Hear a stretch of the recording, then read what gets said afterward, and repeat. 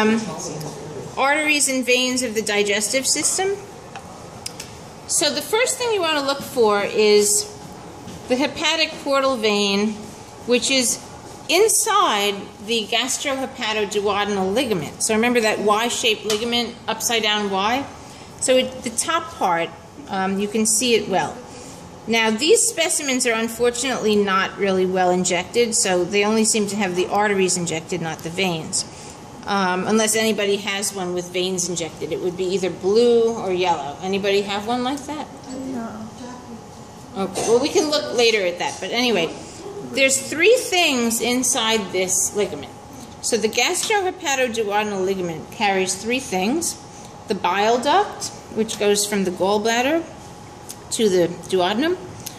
The hepatic portal vein, and also the hepatic artery. So the red that you'll see in here is the hepatic artery. The bile duct goes to the gallbladder, so you can try to follow it up to the gallbladder. The hepatic portal vein will go on the other side into the liver. So basically you just want to, trace these and see where they go. Obviously I'm not going to quiz you on the practical or anything else on something that is impossible to see. So any structures that are not easily visible probably won't be tested. However, note that you can see the hepatic artery here pretty well.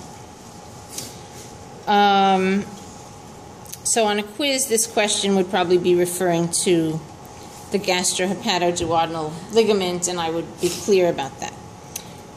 Okay. Now, we have the celiac artery here, this big red artery that you can see going to the stomach.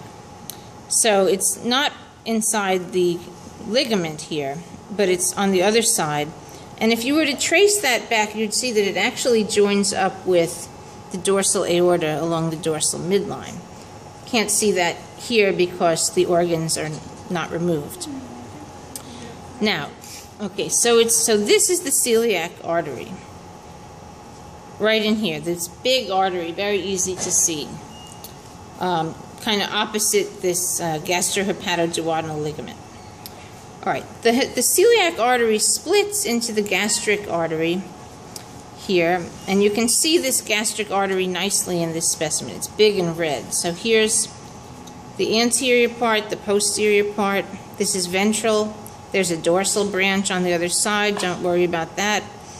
But the celiac artery goes to the stomach, and it splits to form the gastric arteries.